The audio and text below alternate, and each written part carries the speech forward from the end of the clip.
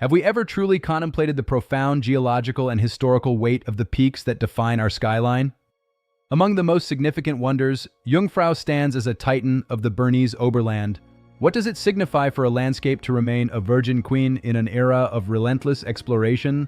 Today we examine the intricate history, engineering, and science of this 4,158-meter summit. 구독과 좋아요는 필수입니다. The quest for knowledge is an essential pursuit for the modern academic mind. This documentary serves as a definitive record of the Virgin Queen, documented through rigorous scientific evidence and historical data. We shall explore the birth of the massif, the trials of construction, and the current state of glacial retreat with absolute precision. Our evidence is gathered from over 2 centuries of research. Every measurement taken today becomes a vital record for the generations of the 22nd century. This repository of knowledge is essential for our global climate models and our understanding of human ingenuity. We have journeyed through millions of years of geology and a century of human engineering to present these findings. This is the story of Jungfrau, the summit that continues to challenge us. The story of Jungfrau begins with its name, the Virgin, maintained since the early 19th century. Its elevation is exactly 4,158 meters above sea level. This peak is not merely a geographic landmark, but a cornerstone of Swiss identity and high-altitude scientific research. We shall now explore its origin, its challenges, and its enduring legacy through the lens of history and science. Geologically, the summit is part of the Ahr Massif, formed approximately 30 million years ago during the complex alpine orogeny. The immense pressure from the African plate northward movement caused the crust to thicken and fold. The limestone layers sit atop crystalline basement rocks of granite. This tectonic collision defines the structural core of the Alps and continues to influence the region's seismic profile. The crystalline basement consists primarily of pre-Hercynian gneiss and granite, providing the structural stability required to support the massive weight of the overlying limestone and glacial ice. The immense pressure from the tectonic collision lifted the seabed sediments to these extreme altitudes over millions of years of seismic activity. Every layer tells a story. Recent archaeological excavations in the surrounding valleys have unearthed 245 Roman artifacts, proving these high-altitude passes were vital trade routes as early as the 1st century. Evidence suggests constant transit of goods and people across the massif long before modern infrastructure. These findings are crucial for our historical record. Records from 1450 detail specific tolls collected for salt trade transit, with over 5,000 kilograms moved annually through the valley entrances. During the medieval period, the region facilitated the transit of salt and livestock, supporting a local economy that relied on these precarious logistical networks. Documentation is extensive. In the late 1700s, pioneering cartographers used triangulation to achieve an accuracy within 10% of modern satellite measurements. The first successful ascent occurred on August 3, 1811, led by Johann Rudolf and Hieronymus Meyer, shattering the myth of inaccessibility and opening the era of alpinism. These maps are masterpieces. In 1893, Adolf Geyer-Zeller proposed the Rack Railway.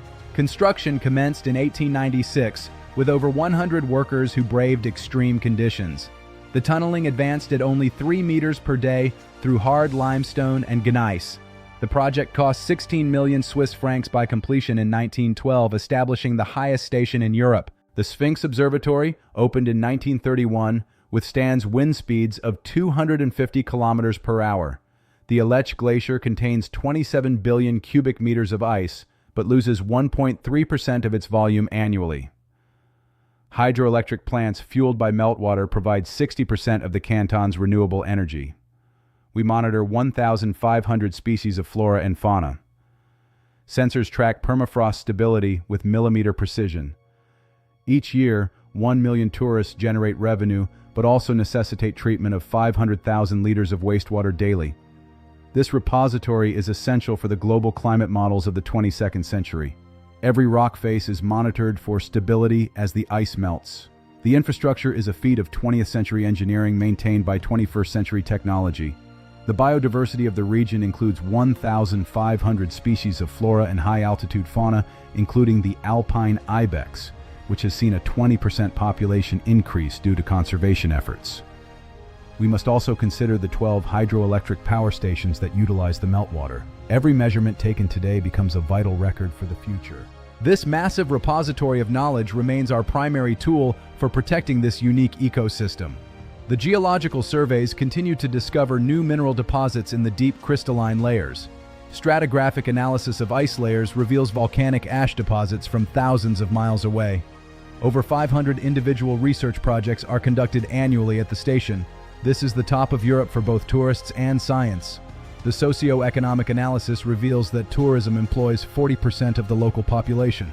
Archaeological layers in the valleys show human occupation for 5,000 years. Scientific measurements of the Great Aletsch Glacier show it is 900 meters deep at Concordia Place. Recent light detection and ranging mapping has updated the topographic database with 10-centimeter resolution. The structural integrity of the railway tunnels is monitored by 450 sensors. The annual revenue of 150 million francs supports regional development.